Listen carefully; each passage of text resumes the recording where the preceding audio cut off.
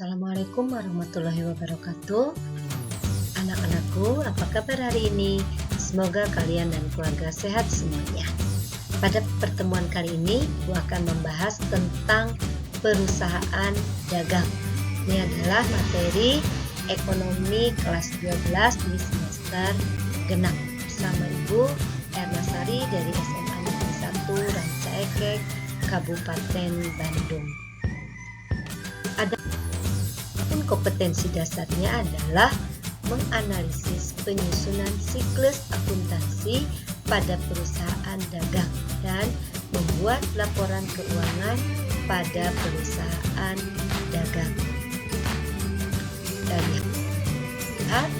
perusahaan dagang itu adalah perusahaan atau suatu badan usaha yang melakukan kegiatan usahanya dengan membeli suatu barang untuk dijual kembali tanpa merubah bentuk dari barang tersebut.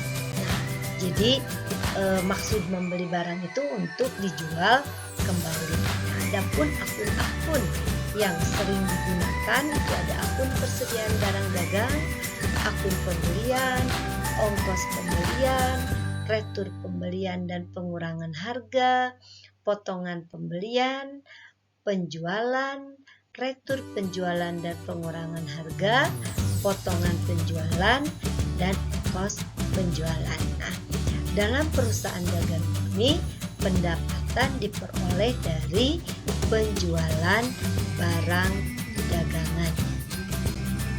Nah, dalam perusahaan dagang, jurnal umumnya kita mengenal dua metode.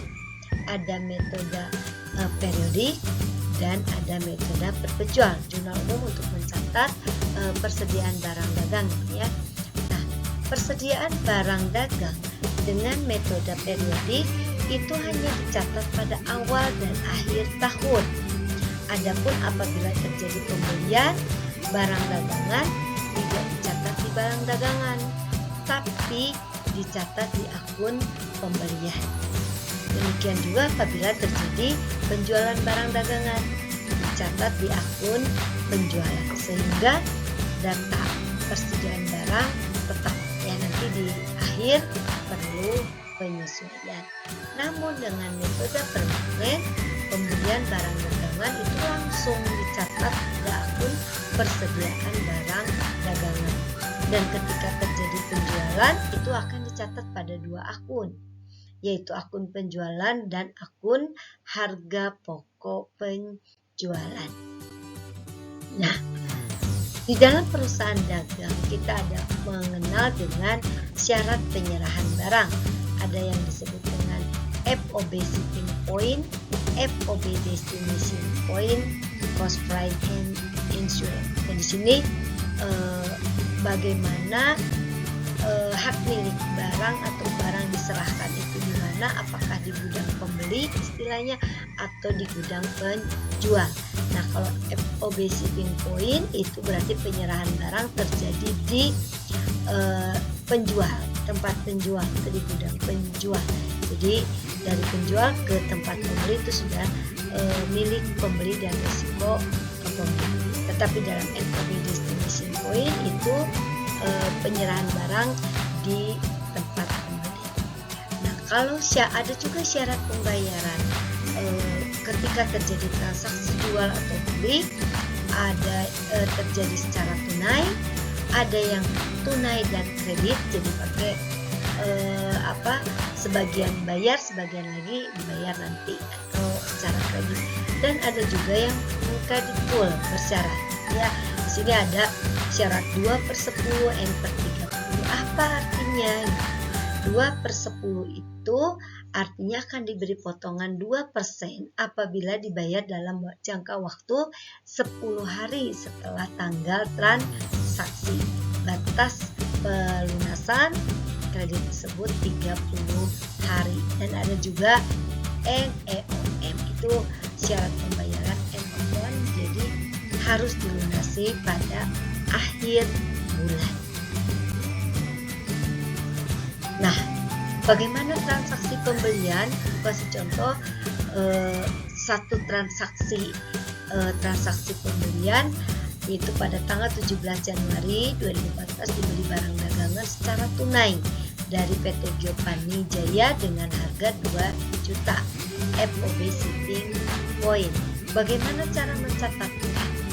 Ada, kita menggunakan metode periodik, juga menggunakan metode, kalau menggunakan metode perpetual gimana? Kita bandingkan. Dengan metode periodik, karena di sini membeli barang dagangan berarti masuk ke akun pembelian. Pembeliannya bertambah di debit sebesar 2 juta dan dibayar tunai, berarti kas kita berkurang sebesar 2 juta.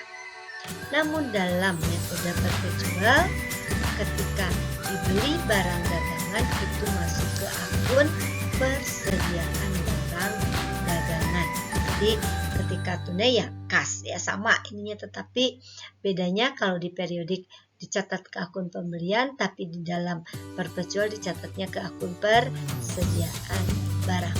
Jadi dengan metode perpetual, jumlah barang dagangan itu selalu update, ya. Itu contoh pembelian barang dagangan secara tunai. Nah, ini contoh pada tanggal 17 Januari dibayar tunai biaya angkut pembelian barang dari PT Giovanni sebesar 150.000. Jadi pembelian barang itu perlu juga beban angkut. Jadi di sini ada beban angkut sebesar 150.000. Bagaimana cara mencatatnya? Jadi kita catat untuk metode periodik dan perpetual sama. Kalau untuk membayar beban angkut yaitu beban ongkos pembelian dan kas sebesar 150.000. Itu yang bisa Ibu sampaikan dalam penjelasan perusahaan dagang. Mudah-mudahan dapat dipahami. Terima kasih. Wassalamualaikum warahmatullahi wabarakatuh.